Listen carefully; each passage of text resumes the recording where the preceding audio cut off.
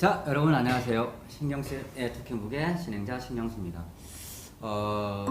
오늘은 우리 벌써 54회가 됐네요. 10년 전부터 시작한 신경쇠의 토킹북이 벌써 54회를 맞이했습니다. 작년에 코로나 이전에는 저희가 오프라인에서 이렇게 쭉 안에 오신 분들을 상대로 강의를 했었는데, 작년에 갑자기 터진 이 팬데믹 때문에 작년 1년은 좀 쉬었고요. 그렇다고 해가지고 저자와 직장인의 만남을 그냥 중지할 수는 없다는 생각에 일단은 올해는 조금 패턴을 바꿔가지고 이렇게 밴드로 온라인으로 여러분과 같이 만나는 시간을 갖고 있습니다. 올해 들어와서 이제 두 번째가 되는데, 이번에 주제는 다소 조금 어려울 수도 있습니다만은 ESG라는 주제를 가지고 이야기를 좀 들어볼까 해요. 최근에 올해 상반기 2021년에 대한민국의 가장 큰 화두는 두 가지 키워드가 있는데, 첫째가 ESG, 두 번째가 메타버스인 것 같습니다. 그래서 오늘은 ESG를 저술하신 우리 김재필 작가님을 모시고 ESG, 왜 한국 사회 지금 ESG인지, 그리고 또 ESG가 그렇지 어디까지를 의미하는 건지, 그리고 또 앞으로 어느 방향으로 가게 될 건지, 그리고 시장은 어느 정도 확대될 건지, 뭐 이런 것과 관련해 가지고 이야기를 좀 들어볼까 합니다. 구체적으로 이렇게 뒤에 본 강의에 들어가기에 앞서서 오늘 어려운 걸음 해주신 우리 ESG 저자 김재필 작가님을 소개합니다. 박수 한번 보내주시죠. 안녕하세요, 김재필입니다. 반갑습니다. 저희가 혹시 오해하실까봐 사전에 말씀드리는데, 이게 이 오프라인으로 받게 되면은 마스크를 쓰고 해야 되잖아요. 그래서 아예 안 받고 그냥 저희끼리 이렇게 마스크 없이 노 마스크로 프리하게 하는 진행을 하니까 그 점 미리 알아주셨으면 감사하겠습니다. 우선 작가님 네. 반갑고요. 우선 ESG가 뭔지, 네. ESG 그 전에 우리 작가님 자기소개부터 좀 부탁을 드릴게요. 예, 저는 그 국내 통신기업 경제경영연구소에서요 수석연구원으로 지금 재직하고 있고요. 경영전략과 ICT 트렌드를 이제 계속 한 20년간 연구를 했었고, 사실 ESG 관련된 분야는 제가 한 4, 5년 전부터 개인적으로 연구를 하다가 이번에 책을 정리해서 집필하게 됐습니다. 그래서 ICT하고 경영전략 관점에서 저는 ESG를 좀 이번에 받아봤고요. ESG와 관련된 전반적인 내용, 그리고 이제 ESG 경영이란 무엇인지 그런 거에 대해서 이따 강의 내용 시간에 설명을 드릴까 합니다. 네, 예. 좀 전에 같이 이제 7시 되기 전에 저희끼리 가볍게 이제 스몰 토크를 하면서 저도 몇 가지 듣긴 들었는데, 경영연구소에 계신 분이 왜 이 ESG라는 화두를 가지고 이렇게 책도 두꺼워요. 근데 원래 출판사에서 책 쓰자 그러면은 네. 300페이지 이상은 안 넘기려고 하는데. 그렇죠. 예. 400페이지 넘기면 그죠? 안 해주신다 그래서. 저도 책을 몇 권 써봤거든요. 예. 근데 300페이지, 마지막 299페이지로 끊더라고요. 맞습니다. 300페이지를 넘어가는 순간 책을 안 읽는다고. 그렇죠. 근데 이렇게 두껍게 예. 해야 하는 이유가 있나요? ESG를 저도 이제 한 몇 년 연구하다 보니까요, 내용이 상당히 방대하더라고요, 이게. 그래서 사실 책 한 권으로 이 정도 분량으로 정리하기도 좀 쉽지 않았었는데, 이것도 어떻게 보면 줄인 게 이 정도 분량이어서 쓰다 보니까 좀 많이 내용이 늘어났고요. 사실 이것도 어떻게 보면 입문서에 가까운 내용이기 때문에 되게 좀 내용을 저희가 압축하고 요약했는데도 불구하고 상당히 내용이 많습니다. 그래서 좀 내용이 늘어났습니다. 자, 알겠습니다. 근데 같은 ESG와 관련된 분이 아니라 그냥 경영연구소에 계신 분이 ESG와 관련된 책을, 이렇게 두꺼운 책을 쓰셨다고 그러길래 그 배경이 좀 궁금해서 네. 쓰게 된 경위가 어떻게 된지 말씀 좀 해주세요. 제가 한 20년 동안 ICT 트렌드하고 경영전략 관련된 거 계속 연구를 해왔었는데요. 한 2017년도경에 보니까 특히 일본 쪽을 제가 이제 많이 좀 연구하고 일본 기업 관련된 것도 많이 공부했는데, 2017년경에 GPIF라고 하는 일본의 우리를 좀 국민연금 같은 연금 펀드를 조성하는 기관이 있는데, 2017년도부터 일본의 그 GPIF에서 ESG와 관련된 투자를 시작했더라고요. 그러면서 관련된 기업들의 주가도 상승하면서 그쪽으로 돈이 몰리는 배경을 제가 목격을 해서 좀 그때부터 ESG가 뭐지라고 좀 관심을 가지면서 많이 좀 연구를 하게 됐는데, 그때는 이제 ESG와 관련된 책이라든가 그런 게 국내에 좀 많이 소개도 안 됐었고 관심도 그렇게 높지 않았었는데, 한 2020년 코로나를 겪고 나서부터 ESG, 특히 이제 환경과 사회에 대한 관심들이 그때부터 이제 급격히 높아지면서 국내에서도 서서히 이제 ESG에 대한 붐이 서서히 일면서 올해 2021년 초에 이제 본격적으로 이제 국내에서도 ESG 바람이 확 불더라고요. 그래서 제가 연구 관련된 연구했던 자료들을 좀 정리해서 올해 책을 좀 내게 됐습니다. 예, 예. 일단 안에 있는 자세한 내용은 우리 강사님 좀 강의를 한번 듣고 그리고 질문을 좀 나누는 시간을 가져야 될 것 같습니다. 아직은 많이 지식이 부족해서 뭘 물어봐야 될지 모르겠어요. 일단 강의를 좀 듣고 그 다음에 질문을 갖는 시간을 갖도록 할게요. 강의 괜찮으실까요? 예, 알겠습니다. 예, 예. 시작하겠습니다. 예.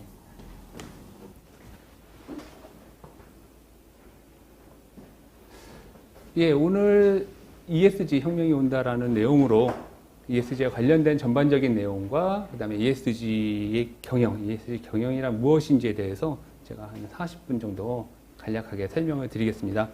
책에 있는 내용을 중심으로 설명을 드리고요. 그다음에 책에 없는 내용도 제가 설명드리면서 추가 보충을 해드리겠습니다. 들으시면서 궁금하신 분들이 있으면은 강의 끝나고 나서 질문 주시면 거기에 맞게 또 답을 해드리겠습니다. 짧은 시간이지만 제가 크게 두 파트로 소개를 드릴게요. 하나는 ESG란 무엇인가, 정말 ESG에 대한 어떤 개념, 그리고 이것이 어떻게 진화되었는지에 대한 내용들. 아마 ESG에 대한 전반적인 내용은 언론도 그렇고 인터넷상에도 많이 나와 있을 겁니다. 그러니까 개요에 대한 부분들은 아마 많이 아실 것 같고요. ESG 경영과 이제 경쟁 우위, 그럼 ESG 경영을 함에 있어서 어떻게 차별화하고 그걸 경영에 녹여넣을지에 대한 그런 부분들을 또 2부에서 소개를 드리도록 하겠습니다. 첫 번째 ESG란 무엇인가 설명을 드릴게요. 올해 코스피가 3,000을 넘기면서 아마 많은 분들이 주식과 이런 증권 시장에 대한 관심이 높아지고 또 실제로 서점에 가면은 주식 관련된 책들이 많을 정도로 많은 분들이 주식에 관심을 가지셨는데요. 새해 벽두에 아마 애플과 관련된 소식을 들으신 분들 많으실 겁니다. 그래서 저도 이제 뉴스를 들었었는데 이 애플카 관련된 소식이 연초에 다 들리면서 관련 그 애플카하고 국내 완성차 제조업체하고 손을 잡는다는 소식이 들리면서 주가가 급등을 했어요. 많은 사람들이 관심이 몰리니까. 그리고 애플의 CEO인 팀 쿡도 이제 중대 발표를 하겠다라고 연초에 선언을 하면서 많은 사람들이 드디어 이제 애플이 애플카에 대한 얘기를 하겠구나라고 관심을 가졌는데 뜻밖에도 이 팀 쿡이 얘기한 거는 애플카가 아니었어요. 애플카가 아니라 인종차별과 정의에 관련된 그런 프로젝트를 하겠다. 1억 달러 규모로 해서 흑인 대학을 지원하는 허브센터라든가 유색인종 CEO가 있는 벤처기업에 펀딩을 하겠다라는 상당히 뭐 좋은 취지의 내용에 발표를 했는데 사람들 입장에서는 조금 당황했죠. 뭔가 애플카 같은 혁신적인 IT 기업, IT 제품이라든가 그런 것들이 나올 줄 알았는데 애플이 뜻밖의 이런 뭐 평등이라든가 인종 평등이라든가 차별과 관련된 그런 내용들을 발표해서 좀 많은 사람들이 당황했었어요. 하지만은 당연히 중요한 내용이었고 언론에서는 이걸 보고 애플이 이제 ESG 경영을 하겠다. 그런 식으로 이제 받아들이게 됩니다. 근데 이제 애플만의 일이 아니었어요. 사실 다른 마이크로소프트라든가 GM이라든가 세계 글로벌 기업들이 아마 ESG와 관련된 경영을 하겠다고 선언을 하면서 원래는 그 전부터도 계속 이어져 왔었지만은 올 초부터 전 세계적으로 ESG에 대한 붐이 불었고요. 국내 기업들도 많은 기업들이 ESG를 선언하게 됩니다. 국내 유수의 기업들이 연초 신년사에서 ESG를 하겠다라고 선언을 하게 됩니다. 그러면서 국내에도 ESG 바람이 불게 되었죠. 그러다 보니까 ESG로 많은 돈들이 지금 몰려 들어오고 있습니다. 펀드 시장이 가뭄인데도 불구하고 돈이 몰린다. 그래서 전 세계 투자 자산 규모만 봐도 지금 40조 달러를 넘었고요. 향후 이제 10년 뒤 2030년도에는 130조 달러까지 갈 것이다. 라고 예측할 정도로 ESG와 관련된 곳으로 돈이 몰립니다. 돈이 몰리니까 당연히 투자자뿐만 아니라 많은 일반 대중들도 ESG에 관련돼서 관심이 높아지게 됐고요. 국내 ESG 펀드만 해도 돈이 계속 몰려서 이제는 올바르게 사업을 해도 돈이 몰리는 시대가 됐다. 도대체 ESG가 뭐길래 많은 사람들이 이렇게 돈이 몰릴까? 관심이 점점 높아지게 됐습니다. 그럼 이제 ESG가 도대체 뭘까라고 궁금해 하시는 분들이 계실 텐데요. 간단히 설명을 드리면은 이런 겁니다. 약자예요. Environmental, 환경, Social, 사회, 지배구조, 거버넌스. 이 세 개의 약자가 ESG입니다. 그러면 환경, 사회, 지배구조 이 세 개가 도대체 뭘 뜻하는 걸까? 사실은 이게 기업의 비재무적 성과를 측정하는 지표인데요. 이게 왜 필요할까? 투자자가 투자 기업들을 선정하는데 예전에는 재무제표를 중심으로 봤죠. 매출이나 영업이익률, PBR 그런 것들의 숫자로 된 재무적인 성과를 중심으로 봤는데 이제는 성과뿐만 아니라 환경과 사회와 지배구조라고 하는 이 비재무적인 지표도 같이 보겠다. 그래서 결국은 왜 같이 보느냐? 기업의 지속 가능성과 사회적으로 미치는 영향까지 고려해서 보겠다라는 게 핵심입니다. 그렇게 해서 투자하겠다고 내세운 기준이 바로 ESG입니다. 많은 분들이 개인 투자자분들도 투자를 할 때 이런 거 많이 보시죠. PER, PBR. 그래서 제1 조건이 일단은 그 기업의 재무제표를 봐라 라고 하면서 투자할 때 어떻게 보면 거의 진짜 철칙처럼 여겨지는 부분인데 기관들도 마찬가지죠. 재무적 요소를 안 볼 수는 없어요. 당연히 봐야 되는 부분입니다. 그래서 재무상태표도 보죠. 현금 흐름표도 보죠. 뭐 포괄손익계산서 이런 것들을 기본적으로 봅니다. 보는데 아까 말씀드린 대로 지속 가능성, 기업이 1년 보고 뭐 2년 보고 하는 게 아니라 장기적으로 10년, 20년, 길게는 100년까지도 과연 이 기업이 생존하고 성장할 수 있느냐. 근데 그 요소는 재무적 요소만으로는 파악이 힘드니까 바로 비재무적 요소인 환경, 사회, 지배구조의 각각의 이슈들도 같이 고려해서 봐야지 이 기업이 장기적으로 성장할 수 있기 때문에 거기 그런 기업에 ESG가 튼튼한 기업에 투자를 해야겠다라고 해서 만든 게 ESG입니다. 그러면 투자자들이 왜 ESG에 관심을 가졌을까요? 그 배경을 잠깐 설명을 드릴게요. 기본적으로 자본주의의 최고의 선은 지금도 불변이에요. 이윤창출입니다. 이거는 불변이고 자본주의 사회에 살고 있는 이상 기업은 그 목적은 제일 목적은 주주 이익의 극대화입니다. 이거는 변하지 않는 사실이에요. 그러니까 돈을 많이 벌어야 돼요. 기업들은. 근데 문제가 뭐냐면은 이렇게 이익만 쫓다 보니까 기업들이 문제가 발생하는 경우들이 많아요. 예를 들어서 2001년도에 엔론이라고 하는 회사가 있는데 분식회계, 회계장부를 조작해서 큰 무리를 일으켜서 결국에는 기업이 사라지는 일도 벌어졌고 2008년에 세계금융위기, 이 원인도 결국에는 리먼 브라더스 같은 월가의 투자기관이 탐욕에 의해서 결국에는 세계금융이 흔들리는 사건도 벌어졌죠. 그 다음에 아동 착취 문제나 미투 운동으로 기업들이 흔들리는 경우도 발생됐고 최근에는 기후위기까지 겹치면서 기업을 둘러싼 여러 환경들이 변하면서 다이나믹해지면서 장기적 관점에서 기업들이 지속할 수 있는 부분들이 단순히 재무제표상으로는 판단하기 어려워지게 됩니다. 그러다 보니까 투자자들 입장에서도 바로 돈 버는 방식에, 그러니까 돈만 버는 것이 아니라 돈 버는 방식에 결국에는 관심을 갖고 적극적으로 참여를 해야겠다라고 해서 ESG에 관심을 갖게 됩니다. 특히나 이 ESG가 더 부각된 이유는 2020년 코로나 위기 때 보니까 ESG와 관련된 투자한 펀드들이 수익률이 괜찮았어요. 그러니까 수익률이 그렇게 높다기보다는 ESG 때 코로나 위기 때 많은 기업들 주가가 하락하고 기업 가치가 훼손됐죠. 초반기에. 그때 ESG와 관련된 펀드 수익률은 덜 하락했어요. 상당히 선방했다. 잘 버텼다. 1년간 수익률을 또 봤더니 코스피를 상회하면서 ESG에 투자한 기업들의 수익률이 나쁘지 않았다는 걸로 나오게 됩니다. 그만큼 잘 버텼다는 얘기죠. 선방했다는 얘기죠. 그러면서 코로나 팬데믹을 겪으면서 사람들 입장에서도 기업이 혼자만 하는 게 아니라 같이 사는 사회의 중요성이 대두가 돼요. 우리 혼자만 잘해서 안 되겠다. 기업들도 소비자들과 같이 이 사회를 구성하는 구성 요소이기 때문에 소비자들을 생각하면서 같이 이제 성장해 나가야지만 된다. 그리고 환경에 대한 소중함. 이런 것들이 코로나 팬데믹 때 커지면서 ESG 기업을 하는 그런 많은 관심들이 높아지게 됩니다. 그러면서 어떤 인식이 이제 자리 잡게 되냐면은 결국에는 ESG 등급이 높다는 게 단순히 착한 기업, 그런 것이 아니라 위기에 강한 기업이다. 코로나 위기를 겪으면서 많은 투자자들이 이제 느끼게 됩니다. 아, ESG 등급이 높다는 게 단순히 착한 기업, 사회공헌 활동을 많이 하는 기업이다라는 것이 아니라 위기 능력, 관리 능력이 상당히 좋은 기업이다라는 것을 알게 됩니다.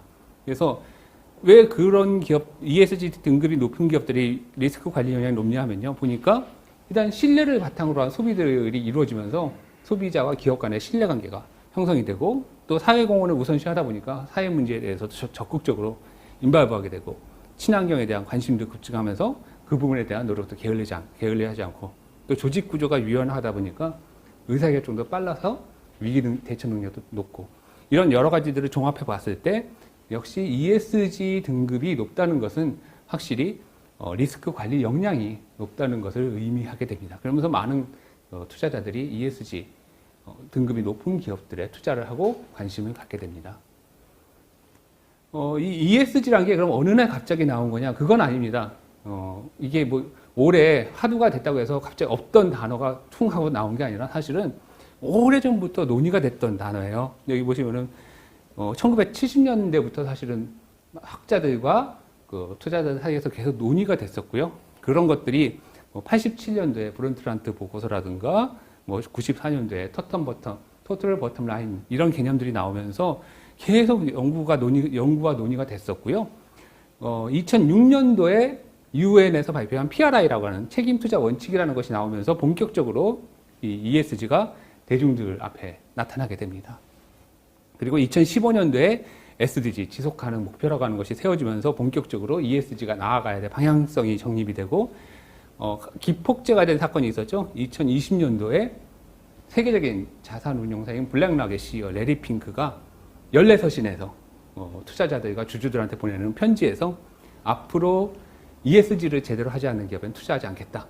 자기가 강력하게 선언을 하면서 본격적으로 ESG가 기업들 사이에서 논의가 되고 화두가 되고 올해부터 큰 이슈가 되기 시작합니다. 그러니까 어느 날 갑자기 나온 건 아니에요. 여기 보시면 50년 동안 환경과 사회와 지배구조에 대한 연구가 계속 논의가 되면서 그 개념들이 점차 정립이 된 것이 바로 ESG다 생각하시면 될 것 같습니다.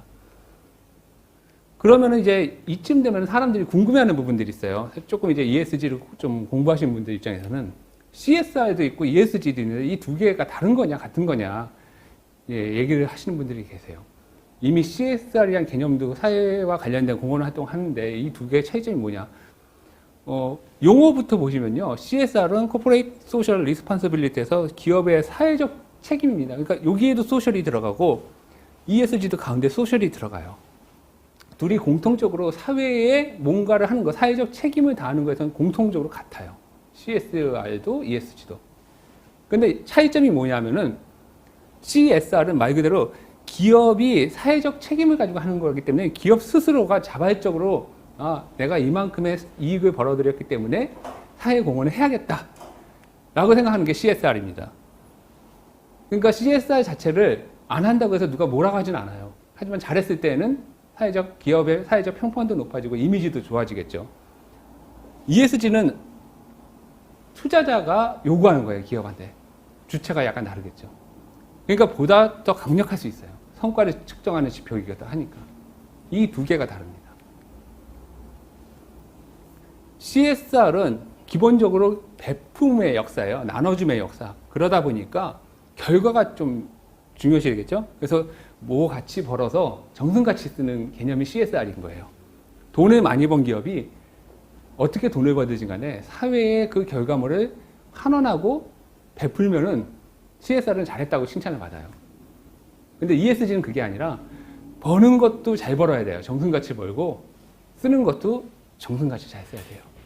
그래서 이익을 창출하는 과정에서도 좋은 일을 해야 되는 게 ESG예요. 그 부분이 다릅니다. 그러니까 여기는 버는 과정보다도 결과가 중요한데 ESG는 버는 과정도 중요해요. 어떻게 벌고 쓰는 것도 어떻게 잘 써야 될까. 그 부분이 이 둘의 결정적인 차이점이고요. 그렇다고 다른 것이냐? 앞에서 설명드린 ESG의 역사, 50년의 역사는요, 사실은 CSR의 역사이기도 합니다. CSR도 ESG도 사실은 근본적인 개념은 기업의 지속 가능 경영성을 위해서 논의된 개념인 거고, 그래서 이 CSR을 오랫동안 연구하신 분들 입장에서는 사실 ESG라고 별반 다를 건 없다고 말씀하세요. CSR을 잘하는 기업은 ESG도 당연히 잘할 수밖에 없다고 그래요. 왜냐하면 CSR은 단순히 사회공헌 활동을 의미하는 게 아니라 기업의 사회적 책임이라는 부분을 바탕으로 해서 하는 활동이기 때문에 기본 개념은 둘이 같아요. CSR이나 ESG나. 둘이 똑같은데 결정적 차이점이 뭐냐라고 한다면은 아까도 말씀드렸듯이 ESG는 투자자가 요구하는 성과 측정 지표이기 때문에 여기서는 뭐가 나와줘야 되냐면 수치로 나와줘야 돼요. ESG는.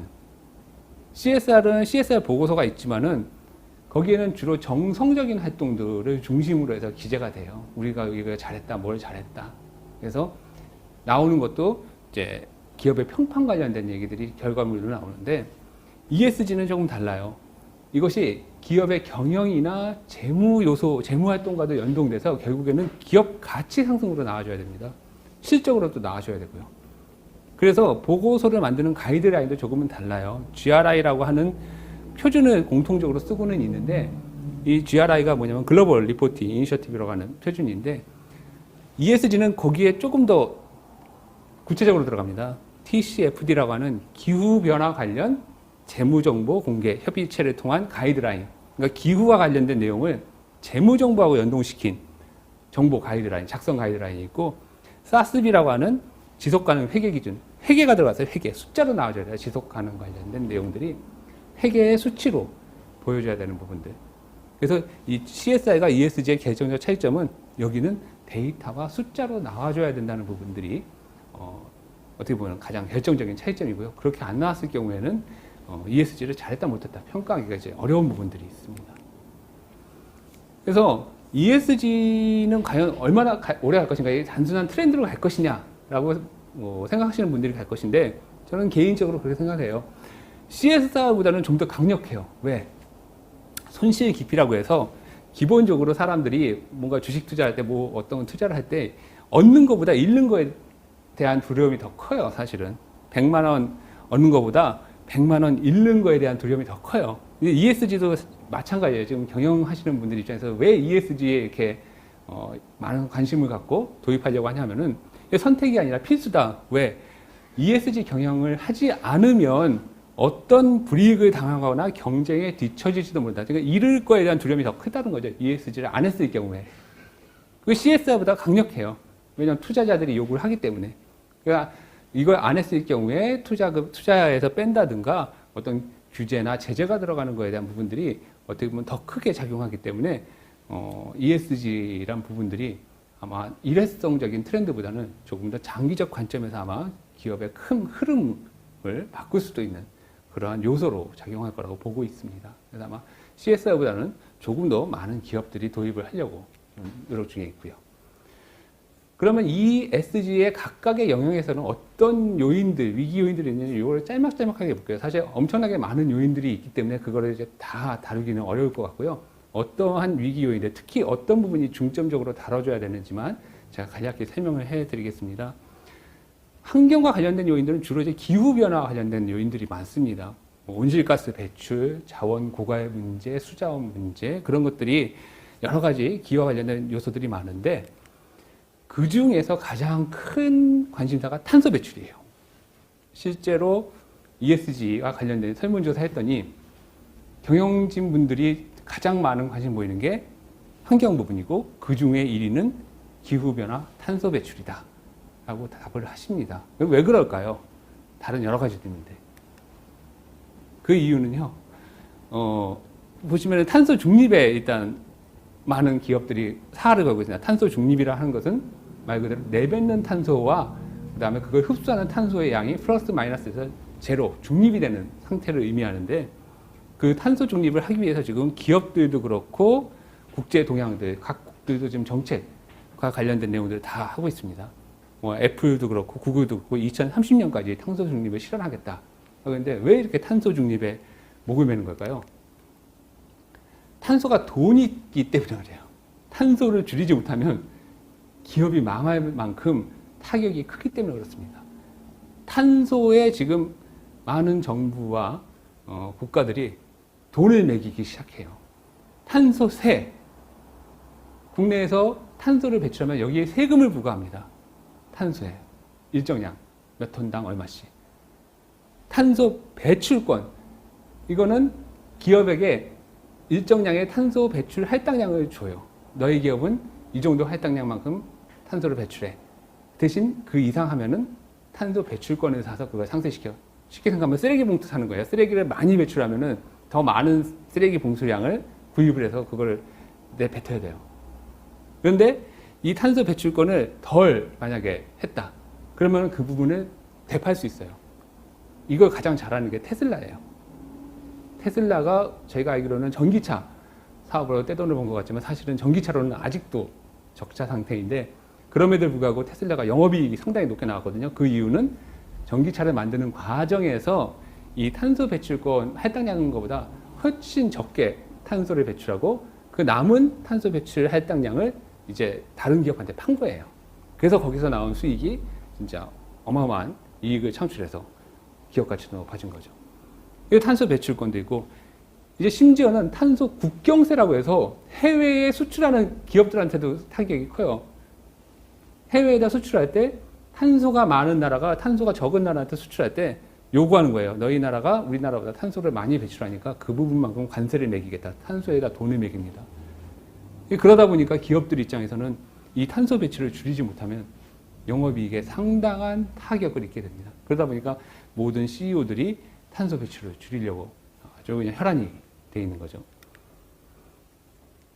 자, 사회 영역에서는 어떤 게 있을까요? 사실 사회 영역은 범위가 엄청 넓어요. 엄청 넓고 많아요.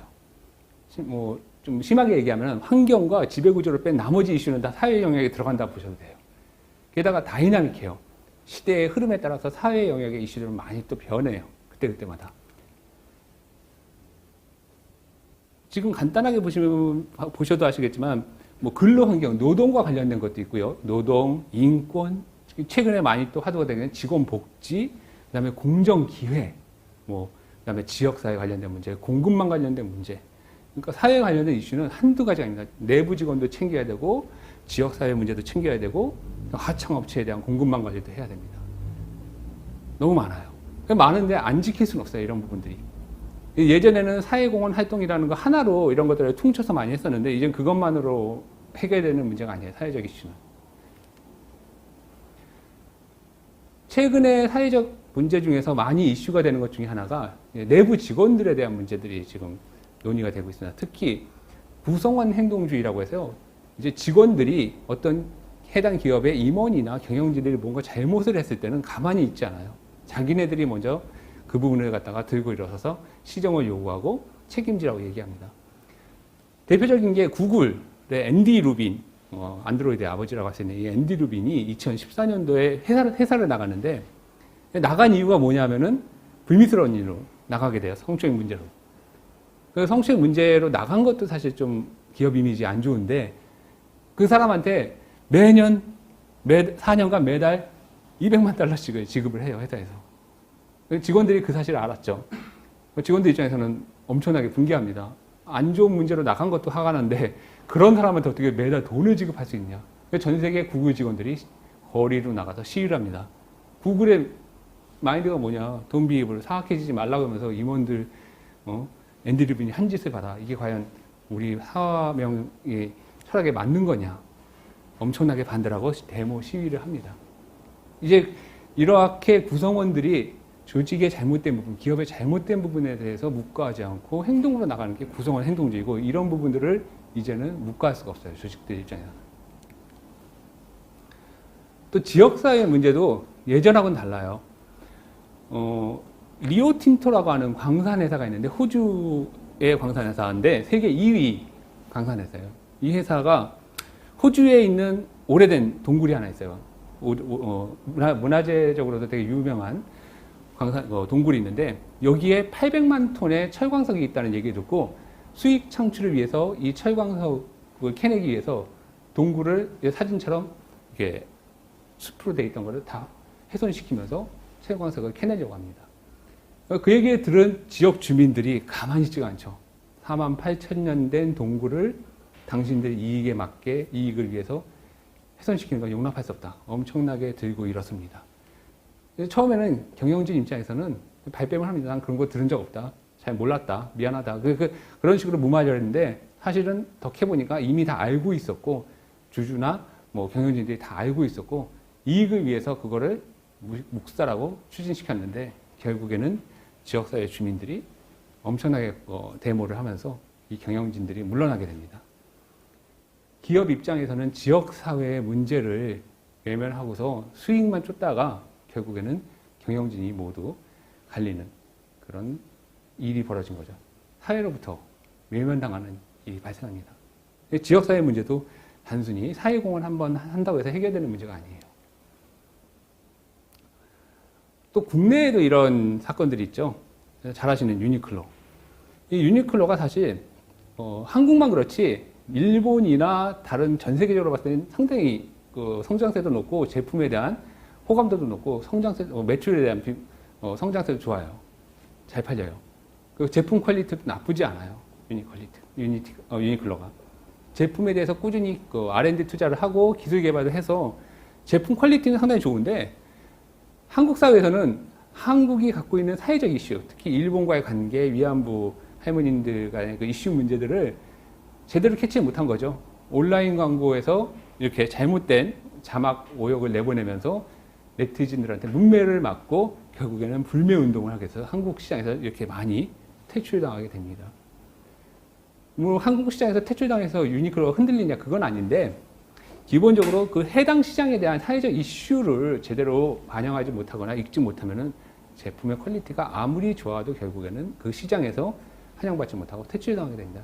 이런 여러 가지 사회적 이슈들을 경영하시는 분들 입장에서는 고려하지 않으면은 ESG 관점에서 특히 S라는 부분은 사실 어떤 특정 하나의 활동으로 해결될 수 없는 문제이기 때문에 면밀히 폭넓게 봐줘야 된다는 게 S 부분에서의 위기 요인, 그래서 중요한 이슈이기도 합니다. 그 지배구조와 관련된 얘기를 할게요. 지배구조는 사실 일반 대중들한테 좀 생소할 수도 있고, 뭐 직접적으로 피부에 안 와닿는 부분들이 있어서 잘 모르실 텐데,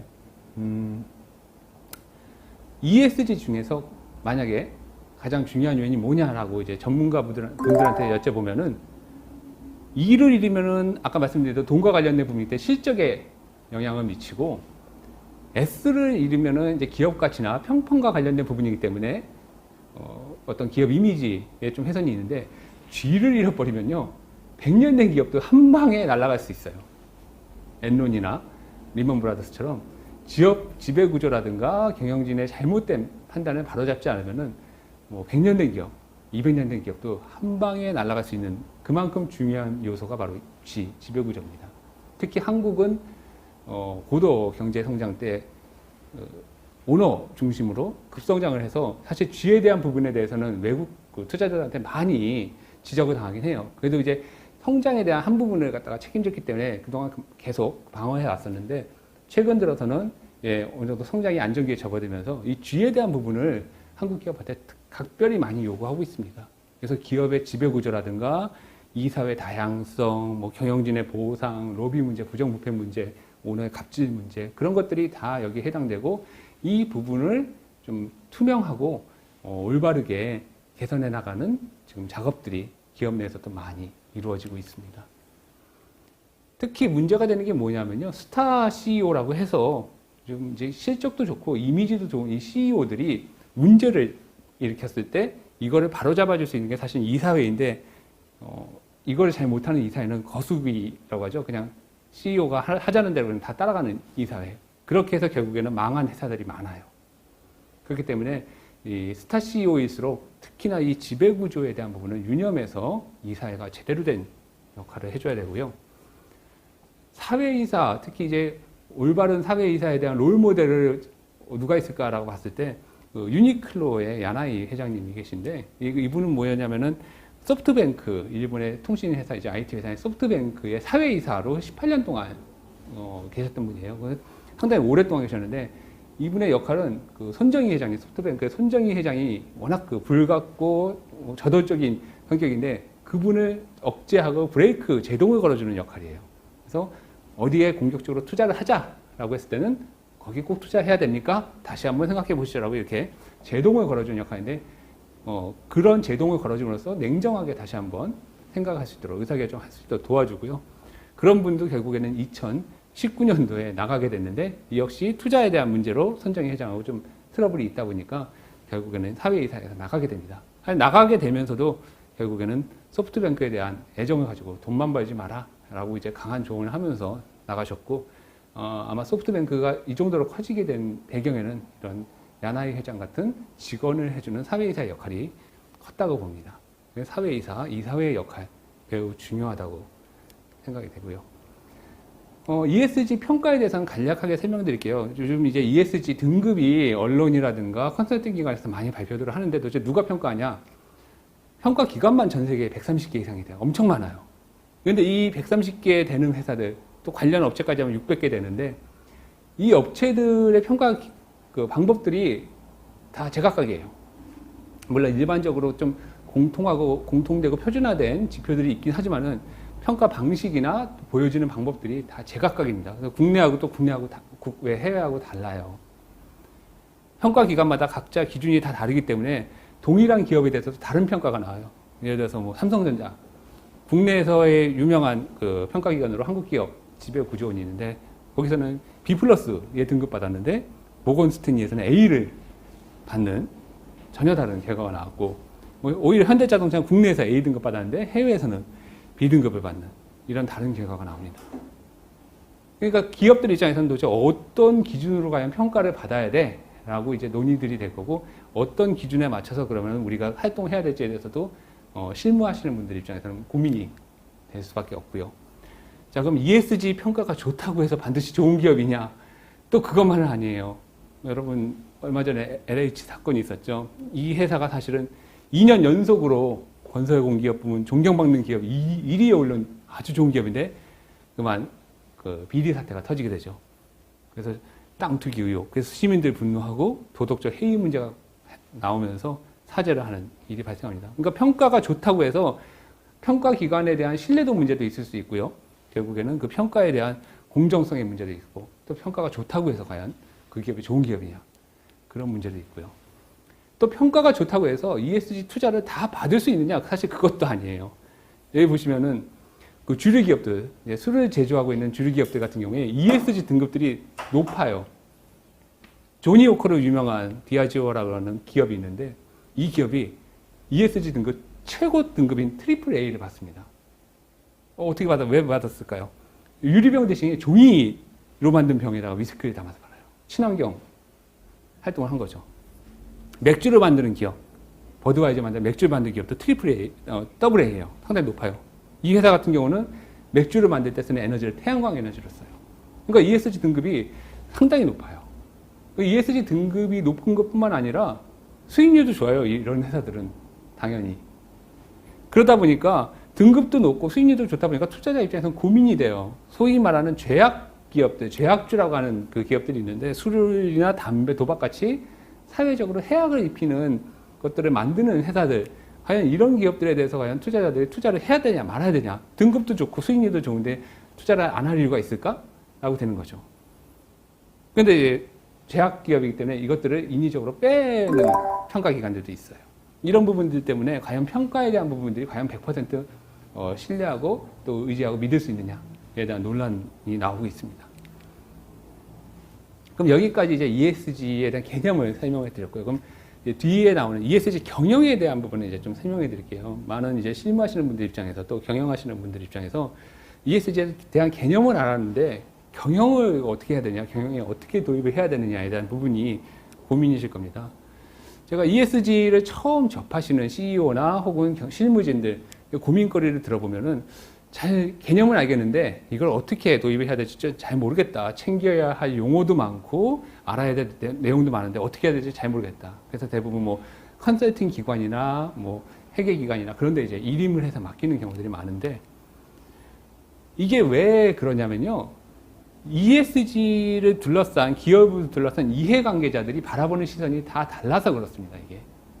자, 가운데 기업은 ESG 경영을 하고 싶어요. 하고 싶은데 자, 투자자들 입장에서 ESG 투자를 하려고 이 기업을 바라보면 요구하는 게 기업 가치, 수익률을 포함한 기업 가치와 지속하는 경영을 봅니다. 숫자와 비재무적 지표를 다 보는 거죠. 또 ESG 평가기관을 기업을 바라보는 입장에서는 주로 평가 지표를 당연히 볼 수밖에 없어요. 평가를 해야 되니까. 그러니까 평가 항목과 관련된 내용들을 면밀히 봐서 기업들한테 요구를 해요. 그 다음에 국가나 정부는 ESG 정책이 있겠죠. ESG와 관련된 법안이라든가 규제를 만들어서 거기에 맞게 기업한테 요구를 합니다. 그리고 ESG 소비자 입장에서도 ESG를 바라봐요. 그 사람들 입장에서 소비자 입장에서는 정말 진정으로 나한테 어떤 가치를 줄 것인가, 그게 가치와 진정성이 있느냐를 봅니다. 다 달라요, 요구하는 게. 그러니까 어디에 어떻게 맞춰야 될지에 따라 ESG 경영의 방향성이 달라지기 때문에 이것 때문에 ESG 경영을 하시는 분들 상당히 좀 어려운 거죠. 예를 들어서 파타고니아 의류 브랜드 업체인데 저희가 ESG 최고의 기업이라고 알려져 있어요, 파타고니아가. 근데 재밌는 거는 이 회사가 비상장 기업이에요. 비상장 기업이란 뭐냐면은 ESG 투자가 평가기관한테 자유롭겠다고 한 거예요. 비상장 기관이기 때문에 외부의 차입이나 그런 거 원치 않아요. 파타고니아는 큰 회사를 원치 않습니다. 제대로 된 작은 회사만 되겠다. 그러니까 투자자와 평가기관의 눈치를 보는 게 아니라 소비자를 중심으로 또 지구와 환경을 위해서 우리는 ESG를 하겠다라고 하는 게 파타고니아예요. 이쪽은 관심 안 써요. 또 ESG 투자와 평가는 별개이기 때문에 아까 말씀드린 대로 평가가 높다고 해서 다 ESG 투자를 받냐? 그것도 아니에요. 자, CEO 입장에서는 내가 평가를 잘 받을 것이냐? 아니다, 나는 투자를 잘 받을 것이냐? 아니다, 난 고객을 보겠다. 아니다, 우리는 수출기업이기 때문에 정책을 잘 따르겠다. 어떤 거를 따르느냐에 따라서 ESG 경영에 대한 큰 방향성이 달라집니다. 어떤 거를 중시하느냐고 해서 잘잘못은 없어요. 평가기관의 평가를 중요시하는 기업도 당연히 있을 수 있고, 또 수출기업은 당연히 국가 정부 정책이 우선할 수 있어요. 규제 부분이.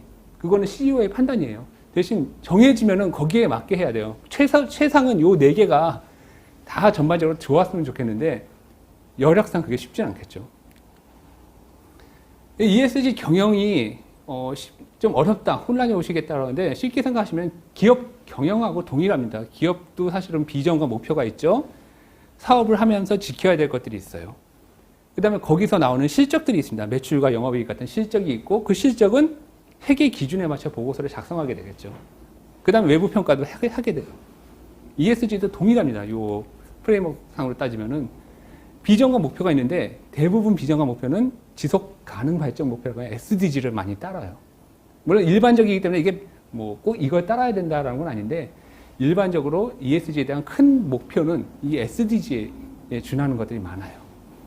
그리고 그 실행은 글로벌 가이드라인이 있는데 ISO 26000이라고 하는 이 가이드라인에 따라서 이제 활동을 하게 되면 됩니다. 그리고 그 결과는 지속가능 경영보고서의 가이드라인, GRI나 SASB나 TCFD의 가이드라인에 따라서 작성하게 돼요. 회계 기준에 맞췄다 하는 것처럼. 그리고 실행과 결과를 보고서 외부 평가기관들이 등급이나 지수를 매기게 됩니다. 이 4가지 구조로 인해서, 4가지 구조에 의해서 ESG 경영도 동일하게 이루어집니다. 한마디로 정의를 해드리면 이런 거예요. ESG 경영이란 거는 기업의 ESG의 이 요소들이 어느 특정 활동이나 특정 부서에 의해서 되는 게 아니라 비전, 목표, 사업 전략, 마케팅, 인사, 재무 전반적인 경영 활동에 다 녹아 들어나가서 이 활동들이 1단계로는 리스크를 제거하고 비용을 낮추어야 돼요. 오퍼레이션 부분을 갖다가 최소화시키고 그 다음에 두 번째 단계가 새로운 가치 창출로 수익을 높여주는 부분이에요. 이것이 뭘로 나와줘야 되냐? 재무 실적과 기업 가치 상승으로 이어지도록 하는 것이 ESG 경영입니다. 단순히 사회 공헌 활동만 잘한다고 끝나는 게 아니에요. ESG 요소들이 경영 활동과 맞물리면서 기업 가치 상승으로 이어져야 돼요. 예를 하나 드릴게요. 왜 중요하냐? 얼마 전에 다농이라고 하는 프랑스의 제품 회사, 요구르트를 만드는 유명한 회사 다농이 있었는데 이 다농의 CEO가 실적 부진 책임을 안고 기업을 떠나게 돼요. 이분이 누구시냐면요. ESG 전도사라 할 만큼 다농의 ESG를 몇 년간 책임지고 심지어는 다농의 ESG 등급이 AAA로 상당히 높아요. 그만큼 ESG를 잘 하시던 분이었는데 작년 코로나 위기를 겪고 경쟁사 대비 실적이 나쁘다는 이유로 주주들한테 쫓겨나게 됩니다. 이거에 대해서 좀 말들이 많아요. 사실은 이건 주주의 잘못이냐. 사실 저도 개인적으로는 주주가 좀 잘못됐다고 봐요. 이 중심에 있는 블루베리라고 하는 투자 기관인데 걔네들이 과연 ESG를 이해하고 있을까? 라는 생각이 드는데 근데 또 한편에서 봤을 땐 이분이 과연 너무 사회공헌 활동에 치중한 것이 아니냐. 그런 이제 논란도 있습니다. 왜 그러냐면은 네슬레, 경쟁사인 네슬레를 보면 알 수 있는 게 네슬레가 코로나 위기를 겪었어요. 똑같이. 겪었고 네슬레도 ESG 등급은 트리플 A는 아니면 더블 A로 잘하는 기업인데 코로나 위기 때 네슬레는 매출이 올랐어요. 오히려. 주가도 오르고. 어떻게 했느냐. 시장이 바뀌다 보니까 뭐 유기농이라든가 배달 사업 그런 쪽에 적극적으로 투자를 해서 경쟁사 대비 수익도 오르고 주가도 올랐어요. 기회를 잘 잡았죠. 반면에 단홍은 그러지 못했어요. 시장 변화에 대해서 빠르게 대응을 한 거죠. 네슬레는. 이런 부분들이 아무래도 부각이 되다 보니까 ESG에 대한 딜레마라고 해서 언론들이 많이 얘기를 하게 됩니다. 물론 그건 이제 어떤 상황에 따른 케이스 바이 케이스도 있겠지만은 어쨌든 ESG 경영이 추구해야 되는 거는 기업 가치와 같은 재무적인 부분도 신경을 써야 되고 ESG 경영 활동에 대한 그런 부분도 신경을 써야 된다라는 게 이제 핵심이고요. 중소기업들 같은 경우도 ESG를 신경 안 쓸 수가 없습니다. 왜냐하면 2025년부터 자산총액 2조 원 되는 회사들은 공시를 해야 됩니다. 그리고 2030년부터는 코스피에 상장된 모든 회사가 다 해야 돼요. 그러다 보니까 대기업들은 이미 지금 준비를 많이 하고 있는데 중소 중견기업 스타트업들도 이제는 ESG를 서둘러서 준비를 해야 됩니다. 2030년부터는 다 의무화되기 때문에. 특히 해외로 진출하려고 하는 그 중소기업들 같은 경우는 EU, 유럽이나 미국 같은 데서도 이제는 수출하는 기업에 대해서 환경이나 사회 문제에 대해서도 강하게 규제 드라이브를 걸고 있고요. 그다음에 리뉴어블 에너지 100%라고 해서 이제는 모든 필요한 전력을 100% 재생에너지로 다 쓰라는 압력이 들어옵니다. 근데 이게 하청업체까지 다 꼼꼼하게 참여하는 모든 협력사까지 다 요구하고 있기 때문에 중소기업들 입장에서는 상당한 허들로 작용을 하게 됩니다. 그럼 이제 경영하시는 입장에서는 그럼 이제 어떻게 이 위기를 헤쳐나가야 되느냐? 경쟁 우위를 좀 생각해 볼 수 있는데요. ESG 경영으로 과연 그럼 경쟁 우위를 창출할 수 있느냐? 전략과 오퍼레이션을 좀 구분해서 해야 된다. 단순히 뭐 폐기물 처리 시스템을 도입하는 것만으로 해결되는 게 아니라 좀 더 적극적으로 기업 가치를 창출하는 쪽으로 가야 된다라는 부분입니다. 현재 많은 ESG 활동들이 대부분 다 표준화되고 있어요. 점점 이제 모든 기업들 유사하게 가고 있어요. 뭐 채권을 발행한다든가 친환경 활동한다든가 이사회 구성을 좀 더 이제 여성 임원 비율을 늘린다든가 하고 있는데 하버드 대학교의 조지 세라핀 교수가 ESG와 관련된 경영 전략 방향 5개를 제시했는데 그 중에 가장 첫 번째로 요구하는 게 경쟁업체하고 좀 차별화되는 이니셔티브를 개발해야 된다라고 합니다. 경쟁업체하고 차별화돼야 돼요. 예를 들면 이런 겁니다. 소니. 제조업의 강국이었던 소니가 얼마 전에 순이익 1조를 돌파하고 주가도 1만 원 돌파하면서 최고 가치를 경신하게 된다. 근데 이 제조업이었던 소니가 어떻게 가능했느냐? 이런 스파이더맨이나 애니메이션 같은 미디어, 게임, 엔터테인먼트 회사로 전환이 10년 동안 노력하면서 바꾸게 돼요. 그러면서 이 소니가 지속 가능 경영 전 세계 1위를 또 달성하게 되고 ESG 등급도 맨 처음에 B, A, AA에서 마침내 트리플 A까지 올라가는 기업을 토하게 됩니다. 그냥 업을 바꿔버린 거죠, 아예. 아니면은 에어비앤비나 넷플릭스 같이 차별화된 BM에다가 ESG를 접목하면서 좀 차별화된 ESG 활동하는 경우도 있고요. 또 일부 스타트업들 같은 경우는 ESG 자체를 경쟁력으로 만드는 회사들도 있어요. 그래서 친환경 세제를 만드는 회사들도 있고 음성을 문자로 전환해줘서 청각장애인의 소통을 도와주는 그런 회사도 있습니다. ESG 자체를 경쟁력으로 삼는 중소나 스타트업들도 있습니다. 근데 이런 것들이 좀 여의치 않은 회사들이 있어요. 그럼 이 회사들한테는 어떤 방법으로 과연 ESG를 차별화된 경쟁력으로 가져가면 좋을까? 저는 이제 ICT와 경영 전략을 오랫동안 연구한 사람으로서 이걸 뭔가 ICT 관점에서 해결할 수 있는 방법이 없을까 이제 고민을 좀 했는데, 아무래도 ESG 경영의 핵심은 데이터입니다. 정량화되고 재무화된 요소로 나와줘야 되기 때문에 이 데이터라는 부분을 갖다가 ICT를 도입해서 해결할 수 있지 않을까. 그래서 AI나 사물 인터넷, 클라우드 등을 이용해서 비재무적 요소를 디지털화해서 데이터화 해갖고 이거 재무실적하고 연동하는 작업을 하면은 훨씬 더 수월하게 ESG 경영을 할 수 있을 거라 생각하고요. 뭐 평가나 경영 같은 여러 가지 분야에서도 지금 ESG, DX라고 해서 ICT를 접목시킨 그런 활동들이 지금 나오고 있습니다. 그래서 효율성과 정확성, 그리고 투명성을 높이는 데 주력을 하고 있고요. 이걸 가장 잘하는 기업이 MS, 마이크로소프트가 가장 잘하고 있습니다. 걔네들이 워터 포지티브라고 해서 물 자원을 아예 데이터화 해갖고서 물 자원을 절약 관리하면서 그 다음에 물 부족한 부분을 갖다가 데이터로 관리해주는, 그래서 물에 대한 낭비도 줄이고 자원에 대한 수자원에 대한 관리를 높이는 그런 일을 하고 있고요. 또 그 솔루션들을 타 회사한테 팔아서 새로운 수익도 창출하는 일들을 하고 있습니다.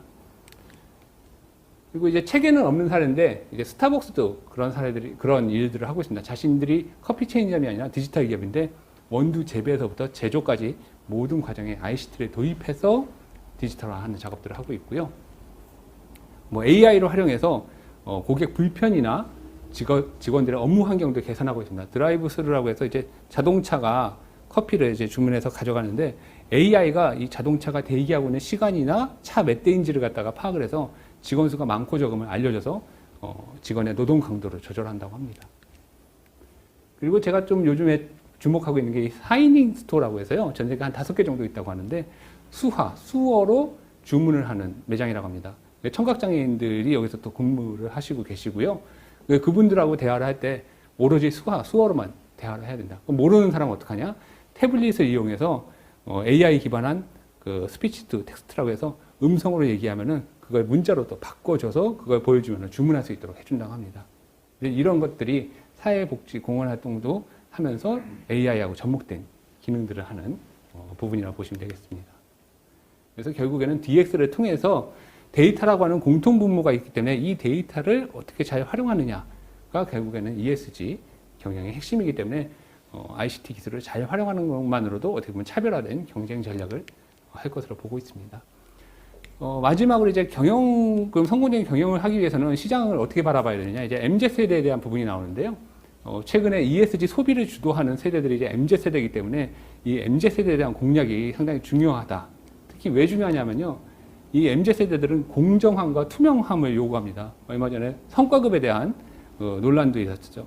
그래서 성과급에 대해서 좀 투명하게 해달라고 이메일을 던졌더니 바로 회장님이 나와서 연봉을 다 반납하겠다 할 정도로 지금 이 MZ세대에 대한 관심들이 높아지고 있고 행동합니다. 이 사람들은. 그리고 MZ세대들은 요구하는 것이 배분이 아니에요. 기회를 공정하게 달라요. 공정입니다. 그래서 평등이 아니에요. 형평성에 맞게 해달라는 겁니다. 기회를 공정하게 달라. 공정성을 요구하는 것이 MZ세대고요. 또 MZ세대들은 가치 소비.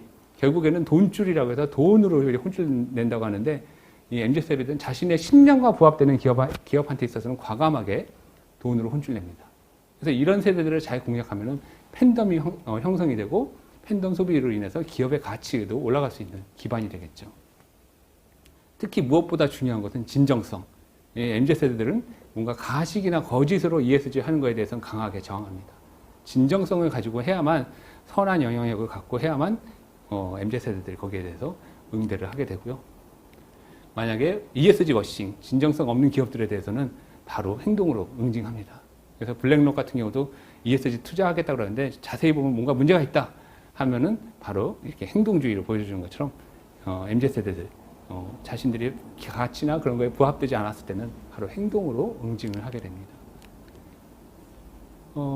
마무리를 하겠습니다.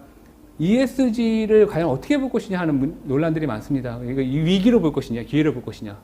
기회로 본다면은 사실 이 ESG를 문제 해결의 솔루션으로 본다면 상당한 기회가 있고 단순히 지켜야 할 것이라고 본다면은 위기와 비용으로 볼 수 있습니다. 그러니까 어떤 쪽으로 보냐는 이제 관점의 차이겠지만은 ESG를 결국에는 새로운 문제 해결의 솔루션으로 접근하면서 여기서 기회를 발견하고 적극적으로 투자를 했으면은 기업들은 오히려 거기에 대해서 더 많은 가치를 얻을 수가 있을 거라고 보고 있고요.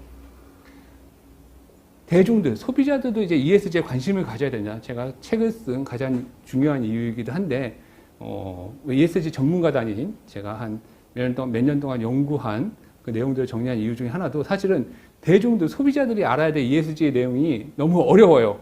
그래서 그걸 제가 좀 쉽게 정리하고 전달하려고 책을 집필했는데, 왜 그럼 소비자들이 관심 가져야 되냐? 시작은 투자자가 한 개 맞고, 그거에 대한 활동은 기업들이 하는데, 그 과정에서 나오는 모든 결과는 다 소비자 몫인 거예요, 사실은. 대기가 오염돼서 미세먼지가 찬 거라고 그러면은 결국엔 우리 돈으로 마스크 사서 써야 되잖아요. 물이 오염돼서 수돗물 못 마시면 정수기 우리 돈으로 다 써야 돼요. 그 비용들도 거기에 나온 결과는 다 소비자의 몫이에요. 결국 소비자가 ESG에 관심을 갖고 기업한테 요구를 해야만 기업들이 진정성을 갖고 ESG를 하게 되고요. ESG는 이제 앞으로 단순한 일회성 트렌드보다는 자본주의의 중심에서 자본주의 중심이 돈에서 이제는 사람, 사회, 지구 점점 확대돼서 결국엔 선한 좋은 환경을 만드는 핵심, 자본주의 핵심으로 될 가능성이 높고 그러기 위해서는 투자와 경영과 소비가 선순환 구조를 이루면서 결국엔 사람과 사회 중심의 자본주의로 바꿔 나가야지만 그런 접근법으로 ESG를 바라봐야만 큰 자본주의라는 흐름이 변할 것으로 보고 있습니다. 그래서 ESG에 대해서 많은 분들이 관심을 갖고 계시고 이 관심이 일회성으로 끝날 게 아니라 내 사회, 내 주변에 있는 환경과 사회를 바꾸는 근본적인 개념으로 인식을 하시면은 아마 ESG에 대한 이해도 좀 빠를 것이고 내가 왜 관심을 가져야 되는지에 대한 그런 이유도 아마 알게 갖게 되실 것으로 보고 있습니다. 예, 강의는 여기까지 마치겠습니다. 감사합니다. 첫 번째는 3년 동안 연구하신 거잖아요. 네, 맞습니다. 그거를 1시간에 이렇게 열명령이라고 저는 오늘 엄청 공부가 됐어요. 아유, 감사합니다. 네. 그렇잖아도 되게 헷갈리는 게 되게 많았거든요. 예, 아까 예. 말씀하셨던 CSR부터 시작했고 ESG 뭐 이렇게 예. 넘어가는 거 너무 헷갈리는 게 너무 많았는데 오늘 진짜 깨끗하게 정리가 됐다는 아유, 감사합니다. 3년 동안 야 우리 저기 용보님 3년 동안 공부한 거를 1시간에 제가 여기 제가 요 앞에 앉아서 들었거든요 혼자. 예. 근데 혼자 듣기 너무 아까우네요. 꼭 그 가정 교수, 개인 교수 느낌. 그리고 두 번째는 예. 어떻게 이렇게 설명이 깔끔하세요? 이게 딜리버리 스킬이라고 하잖아요, 우리 보통. 감사합니다. 굉장히 근데 연구원 쭉 연구만 하신 분인데 예. 강의 스킬이 대단하시네요. 아유, 감사합니다. 그리고 저도 강의를 많이 다니시나요? 아니요, 많이 다니지는 않고요. 예, 아무래도 보고서 같은 거 많이 쓰다 보니까 네. 그래도 이제 일목요연하게 좀 정리해서 이제 오. 전달해야 되는 그런 부분들이 이제 좀 스킬이 늘다 보니까 네.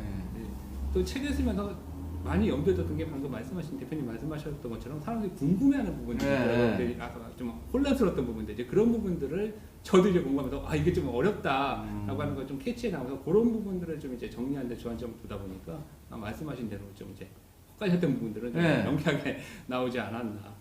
뭐. 저도 많이 헷갈렸어요, 사실 공부하면서. 아니요, 오늘 토킹북의 제일 수혜자는 정우 같은데요. 감사합니다. 자, 아무튼 많이들 들어오셨네. 아직도 그냥 저는 지금 눈이 저쪽에 모니터가 저쪽에 있거든요. 그래서 저쪽에 참여하신 분을 이렇게 보고 있는데 지금 뭐 눈팅이라고 해야 되나? 저기 안에 등록 안 하시고 눈팅만 하시는 분들이 아직도 열 몇 분이나 계세요. 그래서 하여튼 인증샷 해주시고 일단은 궁금하신 거 질문을 남겨주시기 바랍니다. 여러분 안에 그 질문 나오기 전까지 제가 몇 가지 한두 가지 정도 질문을 드린 다음에 그 다음에 질문하신 분한테 저기 모니터를 보면서 기회를 드리도록 할게요. 오늘 굉장히 좋은 기회인 것 같아요. 생각보다 이렇구나. 저는 개인적으로는 굉장히 많은 거를 공부한 시간이었습니다. 특히 가장 인상 깊었던 대목이 CSR과 ESG의 비교. 예. CSR은 아까 쓰신 표현에 의하면은 CSR은 개처럼 벌어서 정수같이 살아. ESG는 정승처럼 벌어서 정수같이 써야 한다가 굉장히 비유가 적절한 비유였던 것 같아요. 너무 극한적인 좀 이유로 들긴 했는데 뭐 사실 돈 버는 방식에 관해서는 그 전까지 사실 자본주의 입장에서 봤을 때 많이 논외로 쳐졌거든요. 어떻게 벌든지 간에 이익만 많이 내는 게 좋다. 사실 그 부분은 지금도 논의가 되고 있어요. 주주 자본주의와 이해관계자 자본주의라고 해서 지금도 계속 대립이 되고 있고 사실 지금까지도 그래요. 주주 자본주의가 지금 어떻게 보면 자본주의 주류이고 이게 중심이 돼야 된다. 왜냐하면은 기업이 버는 그 이익이라는 부분에는 이미 사회 공헌이라는 부분이 포함이 되어 있거든요. 왜냐하면 저희가 법인세를 내잖아요. 벌면은 그러니까 법인세를 내는 게 사회에 이제 되돌려주기 때문에 기업들은 되도록 많은 돈을 벌어야 돼라는 게 이제 주주 자본주의의 핵심이기도 하고 그게 과거까지 계속 어떻게 보면 기업들이 어떻게 돈을 벌어들이냐면 좀 이제 많이 덮여져 있었던 부분인데 그게 이제 과거 한 몇십 년 동안 계속 오면서 환경이나 사회에 미치는 영향이 커지다 보니까 단순히 돈만 버는 것이 아니라 사회적으로 좀 뭔가 공헌을 해야 된다라고 논의가 되면서 그러면서 CSR이 나오긴 했는데 이 CSR이 아까 말씀드린 것처럼 좀 사회 공헌 활동에 좀 치중되다 보니까 그거를 사실은 이제 좀 더 업그레이드한 게 CSV라고 한번 또 나온 적이 있어요 중간에. 그래서 잠깐 나왔다가 들어갔죠. 그렇죠. 네. 그게 사실은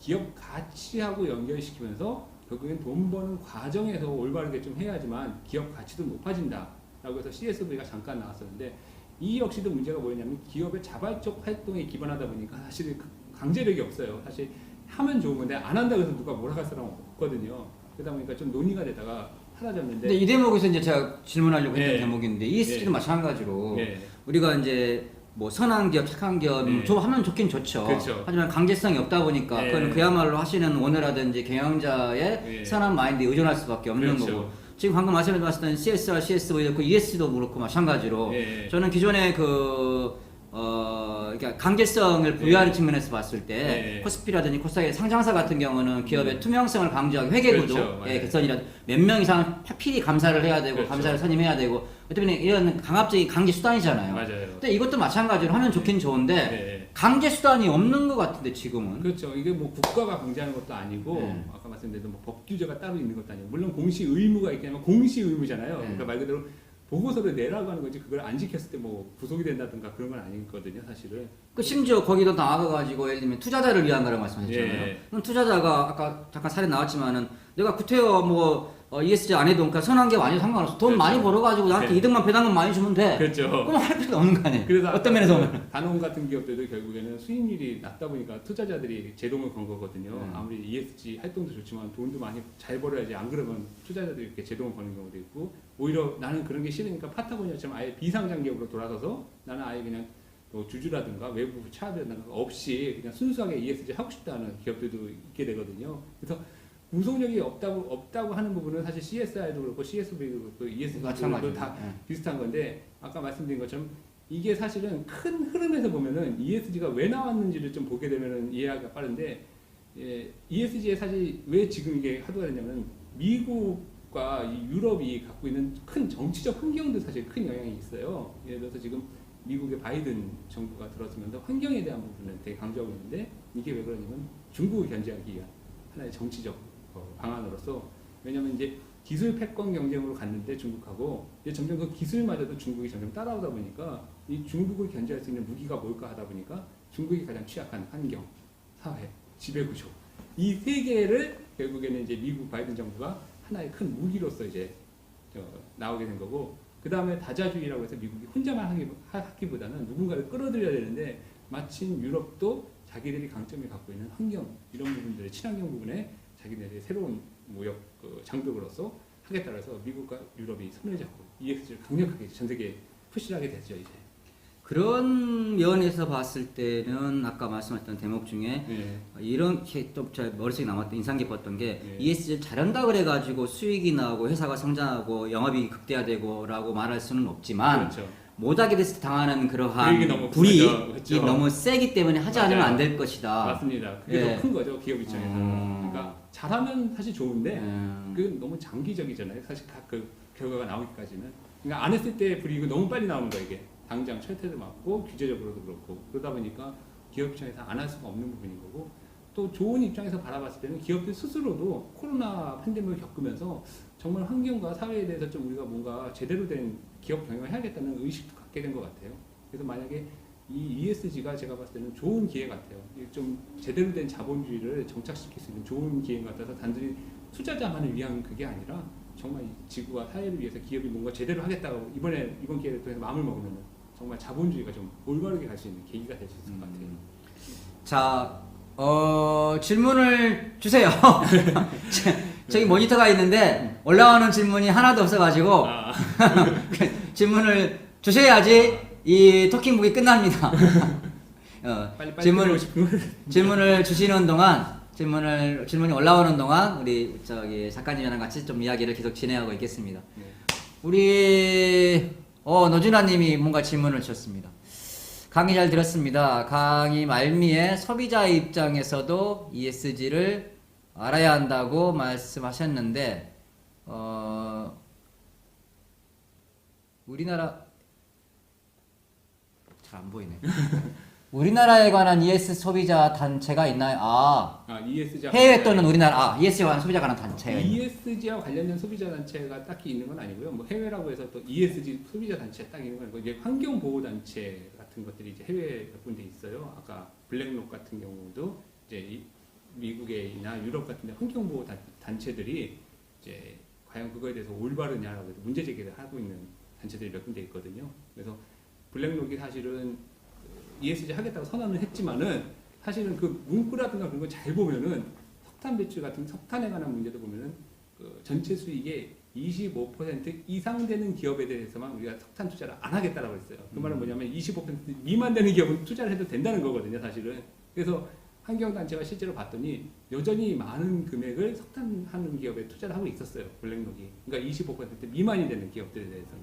그 말은 뭐냐면은 정말 그 석탄 투자에 대한 여지를 여전히 할 수 있도록 남겨둔 부분인 거고, 정말로 너희가 ESG 한다고 그랬는데 그렇게 좀 편법까지 아니지만 그 빠져나갈 여지를 만들어둔 게 맞느냐라고 이제 제기를 하면서 행동을 보여주는 거죠. 좀 워싱이 아니냐라고. 그러니까 국내도 지금 이제 이런 ESG와 관련된 그 논의를 하는 기업들도 많아지고 단체들도 많아지고요. 언론사나 뭐 컨설팅 기관도 좀 많아지고 있어서 특히 한국 같은 경우는 이 SNS나 뭐랑 네티즌들이 잘 그런 걸 감시하고 있어서 얼마 전에 보니까 어떤 그 환경 세제를 만든 기업인데 자기네들이 용기를 친환경 용기 썼다고 아주 크게 문구를 냈는데 네티즌에서 그 발견한 거예요. 쪼개보니까 안에는 플라스틱이었던 거예요. 이게 그래서 뭐냐 친환경 그 세제라고 해서 썼는데 안에는 여전히 플라스틱 그 쓰고 있네라고 해서 그거를 또 이제 밝혀내서 그 기업한테 통보를 했더니 기업이 이제 죄송하다고 사죄를 하면서 이제 시정을 한 경우들이 있거든요.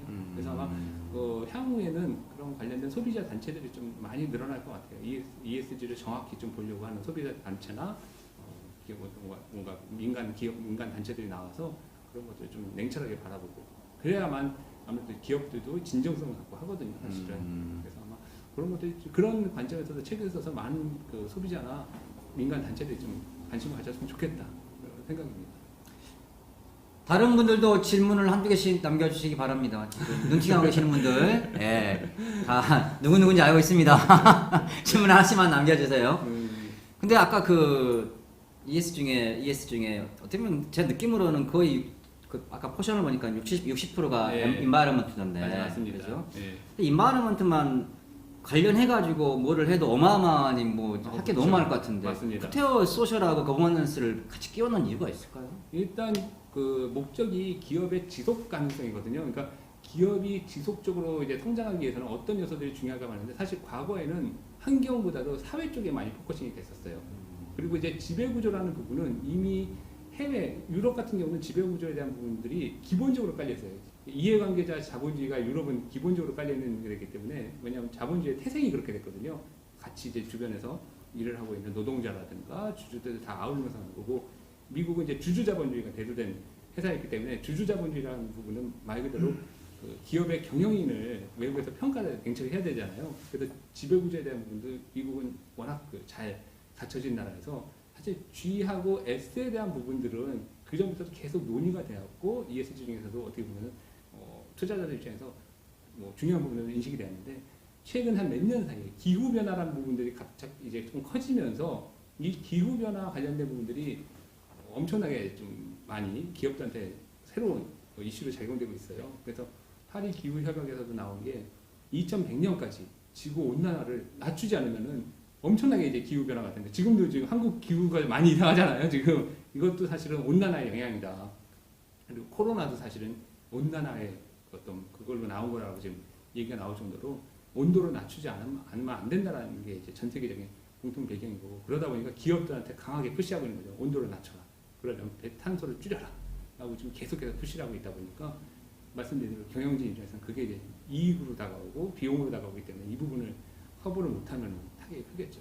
그래서 지금 이에 대한 관심이 최근에 급성장해서 그 부분을 어떻게 좀 많이 커버하고 해결할 것인가가 논의가 되고 있고요. 뭐 그러다 보니까 이와 관련된 부분들이 어떻게 보면 ESG의 가장 핵심처럼 보일 수는 있는데 사실은 그 세 개가 다 고루고루 사실은 갖춰져야 됩니다. 사실은 그래서 E도 중요하고 S도 중요하고 G도 중요하고 이게 아까 말씀드린 대로 S는 범위가 너무 넓어요. 노동에서부터 공급망 관리에서부터 뭐 노동 인권 지역사회까지 너무 넓기 때문에 그거를 한 번에 다 커버를 하기에는 너무 힘들어요. 물론 잘하는 기업들도 있지만 그게 뭐 하루아침에 되는 건 아니고 사실 파타고니아도 30년간 해온 기업이 있거든요. 그런 걸 갖다가 그게 내재화된 기업인데도 불구하고 계속 노력을 하고 있고. 아마 새로운 법령이 생기고 저런 식으로 새로운 시장이 이제 생성이 되면은 네. 또 관련해 가지고 저런 비즈니스를 하는 회사도 많이 나오잖아요. 그렇죠. 이렇게 아까 우리가 조금 전에 논의했던 거는 이제 평가 기관을 이야기를 그렇죠. 했는데 네. 그 평가를 잘 맞게끔 도와주는 컨설팅 그렇죠. 회사들이 많죠. 이제 많이 생길 것 같은데 네, 맞습니다. 어떤가요? 우리나라 시장에 있어서 대부분 외국 회사들이 많이 들어올 예정인가요? 아니면 우리나라 자체적으로 자생적으로 할 수 있는 이 힘을 가진 회사들이 있을까요? 뭐 초창기 때는요, 우리가 연초 때만 하더라도 ESG를 잘 모르는 이제 기업이나 실무진들 입장에서는 해외 컨설팅 기관에 많이 의존을 하셨어요. 그 아무래도 해외에서는 그런 것들 많이 하다 보니까 자신들의 노하우가 있으니까 저희가 이름만 알면 좀 유명한 컨설팅 기관들한테 좀 의뢰 요청했는데 최근 들어서는 말씀하신 대로 국내 사정과 여건에 맞는 뭔가 ESG 경영을 해야겠다라는 생각에서 또 국내 컨설팅 기관이나 국내 회계법인 또 이제 로펌이라든가 그런 쪽과도 연결을 해서 국내 실정에 맞게 어떻게 ESG 경영을 할 것인가에 대한 자문을 또 해주고 있는 국내 컨설팅 기관들도 늘어나고 있습니다. 그래서 그런 쪽 부분들도 어떻게 보면 새로운 이제 비즈니스로 좀 커버하고 있는 부분이 있습니다. 야, 누가 돈 냄새를 제일 잘 맡나 모르겠습니다. 자, 질문이 하나 또 있어가지고요. 우리 이재영님. 중소기업 입장에서 데이터를 기반으로 한 DX를 활용해 ESG 경영을 추진하면 경쟁력을 갖출 수 있다고 하셨는데 짧지만 구체적인 사례가 있으면 하나 정도만이라도 알려주실 수 있을까요? 중소기업들 입장에서는 사실 ESG를 하기가 여력도 만만치가 않지만 어디에 어떻게 이제 ESG를 도입해야 될지에 대한 좀 감이 또 안 오시는 분들도 계세요. 그러니까 하고 싶은 경영진이나 그런 분들 많으신데 그런 관점에서 봤을 때 주로 이제 일본 쪽도 그렇고 미국 쪽의 사례를 좀 보면요. 예를 들어 제조 과정에서 봤을 때 어디에 ICT를 많이 도입되면 그 끝부분이라고 해서 제조의 마지막 부분, 주로 이제 검수 부분이라고 해요. 그러니까 불량품이 나오는지 안 나오는지, 혹은 뭐 그쪽에서 뭔가 오류가 있는지 없는지 그런 부분에 ICT, 특히 인공지능 같은 걸 도입을 해서 어차피 제조 공정 자체 내에서 그 전문 과정을 도입하면 비용도 많이 들고 시간도 많이 드는데 마지막 그 제조 검수 과정에다 ICT를 도입을 하게 되면은 비용적으로도 좀 덜 들고 그다음에 효과도 커요, 상당히 그 부분이. 그러면서 중소기업들 입장에서는 또 작업 환경에 대한 개선을 통해서 불의의 사고도 막을 수 있는 그런 효과들도 있기 때문에 그런 AI 도입을 좀 제조 공정의 마지막 단계에서 많이 도입하는 기업들도 있고요. 최근에는 아예 스마트 팩토리 개념에서 전 과정을 이제 디지털화하는 기업들도 많이 생겨나고 있어요. 일본도 그렇고 미국도 그렇고 그런 과정에서 그러다 보니까 ICT에 대한 부분을 좀 두려워하시는 분들도 계시잖아요. 근데 요즘은 두려워할 게 없는 게 그런 것들 제공해주는 회사가 너무 많아요. 뭐 구글, 아마존, 마이크로소프트, 국내에도 뭐 포털 회사들도 있고 통신 회사들도 있고, 그러니까 뭐 SI 업체들도 있고 국내도 그렇고 해외도 그렇고 ICT를 제공해 주는 회사들이 너무 많아지니까 오히려 그거를 도입하고 싶은 중소업체들은 그 회사들의 서비스를 선택을 하면 돼요. 나는 이 과정에서 요것만 선택하면 돼. 그러니까 옛날 같으면 일일이 찾아서 막 해야 되는데 이제는 딱 그 회사의 홈페이지 가면은 과정별 개발 단계별로 다 있어요. 내가 제조 공정에서 ICT를 도입하고 싶은지, 검수 단계에서 하고 싶은지, 아니면 뭐 위기 예지 보존 단계에서 하고 싶은지가 다 이게 나왔기 때문에 입맛에 맞게 골라만 주시면은 이제는 중소기업들도 쉽게 ICT를 도입할 수 있어요. 왠지 모르게 이렇게 일단 질문을 좀 남겨주시고요. 질문 또 올라오는 동안 또 제가 또 여쭤보도록 하겠습니다. 왠지 모르게 너무 부러던 것 같아가지고 지금 그러면 회사가 막상 뭔가를 이걸 실질적인 액션을 취하려고 한다고 봤을 때 전부 다 한다는 그게 불가능할 것 같아요. 그렇죠. 그러면 쭉 각 분야별로 쭉 진짜 많은 그 리스트 중에서 선택과 집중이라고 해야 되나요? 그렇죠. 우리가 우리 회사가 하고 싶은 거 해야만 하는 거 잘할 수 있는 거 이렇게 쭉 좁혀가지고 요거를 맞습니다. 실질적으로 실천에 옮기는 게 중요할 것 같은데 맞습니다. 맞나요? 네, 맞습니다. 그러니까 선택과 집중이라는 부분은 사실 뭐 경영의 가장 핵심 부분이기도 한데 ESG에서도 ESG 등급을 좀 잘 받고 싶어 하시는 회사들 분명히 있어요. 그걸 탓하는 건 아니고 당연히 중요한 부분이고요. 그럼 ESG 등급이 우리 회사 상당히 낮게 나왔는데 이걸 좀 높이고 싶다 하는 사람들, 하는 기업들한테 좀 팁을 드리자면 몇 가지 팁이 있는데 첫 번째는 재무하고도 관계 있고 비재무지표인 그 공시정보 있잖아요. 공시정보는 일단 주기적으로 올리시는 게 제일 중요해요. 공시정보. 아까 말씀드린 TCFD나 사스비에 기준해서 그거를 주기적으로 올리는 것만으로도 ESG 등급이 상승할 수 있어요. 왜냐하면 그걸 보고 있는 투자자나 평가기관들이 일단은 정보가 제대로 된 정보가 올라오니까 얘네는 제대로 활동하고 있구나라고 평가하기 때문에 그 공시 정보만 주기적으로 투명하게 올리는 것만으로도 일단은 평가 등급이 상승될 수 있고 그러겠네요. 있고요. 그다음에 아까 말씀하신 선택과 집중이라고 해서 그 수많은 ESG 평가 항목들이 있어요. 평가 항목들이 있고 사스비나 TCFD 보고서에 직접 한번 보시면 아시겠지만 거기에 이제 세부 항목들이 다 있어요. 뭐 여성 인력 비율이 얼마가 되느냐, 사회적 기여한 것이 얼마나 되느냐, 세부 뭐 탄소 배출량은 얼마나 되느냐가 세부 항목들이 다 있어요.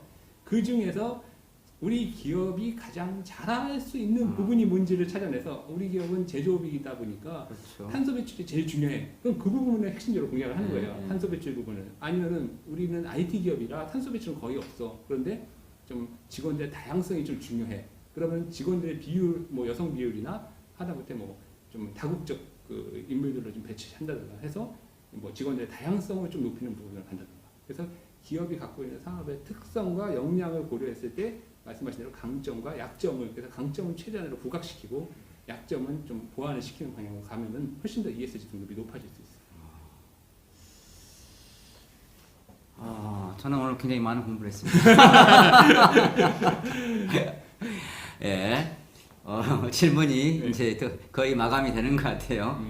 시간이 벌써 8시 20분을 가고 있습니다. 여러분 어떻게 들으셨는지 모르겠지만 저는 우리 김재필 연구원님 3년간 공부한 거를 1시간에 배워서 너무 미안하기도 하고 죄송하기도 하고 감사하기도 하고 굉장히 저한테는 유익한 시간이었던 것 같습니다. 근데 질문이 없으니까 마지막으로 네. 한 가지만 더 질문하고 마치도록 할게요. 네. 아까 조금 전에 언급 나왔습니다만은 CSR, CSV 그다음에 여러 가지 지금까지 오면서 이제 사실 아까 저희 그 비재무적 가치 말씀하실 때 BSC가 생각났거든요. 네. 근데 어떤 면에서 보면은 BSC는 재무적 관점, 비재무적 관점의 내부적인 구성의 프로세스를 따진다 그러면은 그렇죠. 이거는 외부와 연계성을 이제 맞습니다. 맞추는 이렇게 따지는 거잖아요. 예. BSC도 그렇고 굉장히 경영의 어떠한 화두 네. 그런 것들이 왔다가 한번 샥 유행했다가 샥 사라지는 그렇죠. 항상 그런 패턴이잖아요. 예. 진짜 궁금한 게 ESG는 어떨까? 예. 근데 진짜 우리 김재필 연구원님 말씀이 저는 좀 신뢰가 가는 게 그 업에 계신 분이 아니잖아요. 그렇죠. 업에 있는 사람이면은 이제 항상 그 비즈니스를 키워가려고 그렇죠. 이거는 영원히 갑니다. 그렇죠. 굉장히 객관적인 눈으로 이렇게 네. 보실 것 같아가지고 네. ESG는 어떨 것 같으세요?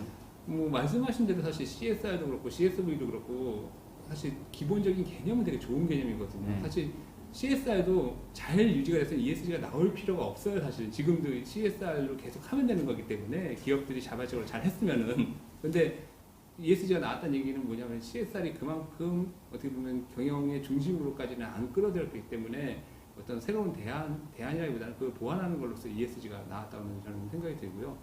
이게 이제 투자자들 입장에서 이제 나오다 보니까 이제 문제가 뭐냐면은 투자자들도 수익률을 따져야 되잖아요. 그러니까 수익률이 낮아지면은 그렇죠. 당연히 ESG에서 네. 발을 빼게 돼요. 그렇죠. 실제로 네. 일본의 그 GPIF라고 하는 곳에서도 최근에 어떤 뉴스가 나왔냐면은 수익률이 낮으니까 ESG 속도 조절을 하겠다고 나왔어요. 뉴스에서. 그러니까 뭐 발을 빼겠다고 직접적인 표현은 안 썼지만 일본인들 특유의 그 얘기로 되짚어보면은 수익률이 안 나오면은 자기네들 언제든지 ESG 투자해서 발을 빼겠다. 그러니까요. 예, 나오고 그렇게 되면 경영하는 입장에서 봤을 때, 투자자가 발을 빼는데 내가 굳이 그렇죠. ESG를 할 필요가 뭐가 있어?라고 이제 생각이 들거든요. 수익률 우선적으로 생각하겠죠. 그렇죠. 그러니까 수익률을 어쨌든 투자자들도 보기 때문에 그 부분을 중시 안 하면은 결국에는 원점은 회귀가 되거든요. 결국에는 그게 가장 좀 걱정스러운 부분인 거고. 그래서 제가 이 책을 쓴 가장 큰 이유 중에 하나도 사실은 투자자도 중요하지만은 소비자, 우리가 ESG를 하는 가장 큰 이유는 투자뿐만 아니라 그거를 혜택을 받는 소비자, 대중들한테도 사실 ESG 가치가 돌아가야지만 되고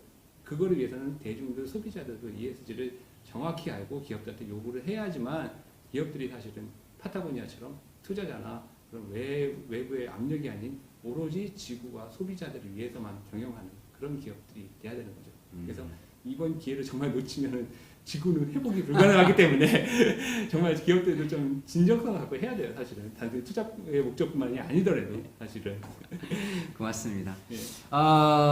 시간이 그래서 이상으로 대충 마무리할까 합니다.